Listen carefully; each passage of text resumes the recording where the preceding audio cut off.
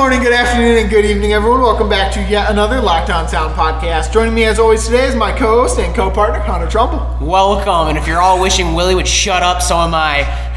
All right, we're back to awesome podcast here. Hunter super chipper as always, and today we're talking about the new regulations on the federal duck stamps. Woo! So, not a lot of people realize this was passed. I talked to a couple people about it this weekend, and they actually had no idea. Wait a minute.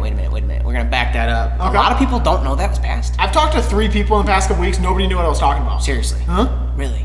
Brett and Tucker, neither of them Now, knew. is this just statewide or just federal? This is the entire country. This is the entire country. Yeah. Okay. And I didn't see much news about it. I knew it had been passed, but I guess I didn't pay attention because in my head it was countrywide, but then I was like, wait a minute, is it statewide? Yeah, it's country. And even I didn't know about it right away. I didn't know about it till probably halfway through duck season last year, and it passed in like June. I knew about it when I bought my stamp.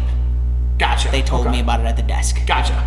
So anyways, we'll get into the grim and dirtiness of it, but a senator and a U.S. representative from the great state of Arkansas, one of whom neither of us really probably remember, but we met at Delta Waterfowl Expo last year in Little Rock, Arkansas. But they passed the Duck Stamp Modernization Act in a 403-20 vote in the House of Representatives that finally makes it so you don't have to carry your federal duck stamp. Hey, to the 20 bozos that voted no, why? Yeah, I should have looked into who voted no. Like, why is that a vote that, like, what?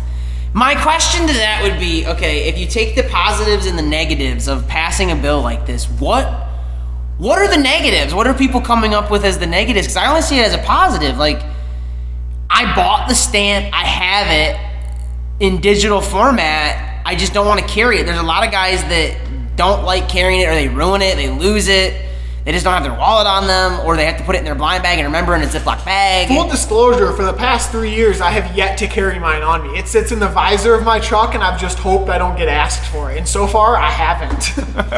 That's something we should talk about. I think so. I They guess. can't arrest me now, right? I don't know what the limitations on that. No, they wouldn't arrest you anyways, but I carried mine on me, and obviously I will still buy the physical form because I love collecting it. And this is big news for the collector guys too, because now you don't have to sign your freaking stamp. You can buy one and collect it. You don't have to buy 2 and waste your money on a second stamp. Now, I shouldn't say waste, because all that money does go back to the wildlife.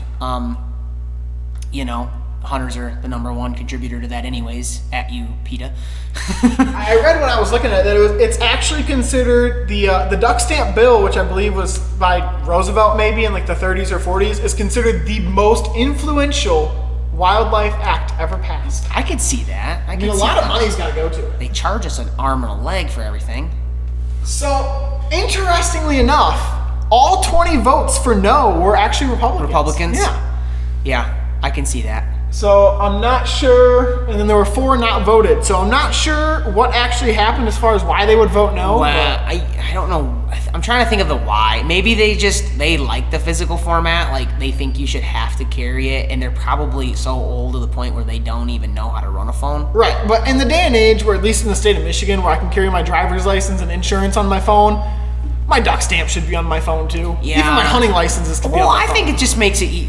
So, I've noticed the trend, it feels like the past few years, where it feels like they're making it harder on the hunter to hunt. Oh, 100%. And so, it feels nice to finally have a bill go where it's like, okay, now it feels like you're making it easier on the hunter. I really like that a lot. That actually feels like somebody's on our side for once. Because that's something I would ask for. I'd be like, please let me have all my stuff on my phone, so I don't have to show it to you. Like, I don't have to carry it in physical format. Right, because like we had our boat registration, we sank our boat almost in one of the lakes we were hunting at a couple years ago. Yeah. That was ruined. It was ruined. I never got It's a new gone. one. It was gone. If we would have gotten pulled over for it, I wouldn't have had it. Like, there should be no reason that should have to be in my boat whatsoever. No, I'm with you on that one. I think that's a quality change in the rule. I like that. I don't mind it at all. The votes, I'm glad 403 people voted yes. I don't know why they would vote no, but I wish there was more information. They probably didn't even ask them.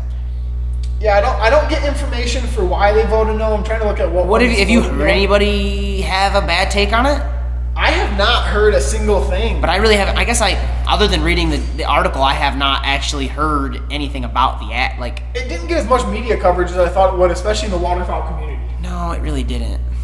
But I think a lot of guys probably just expected it and rolled over it, and then the guys that didn't hear about it just didn't hear about it.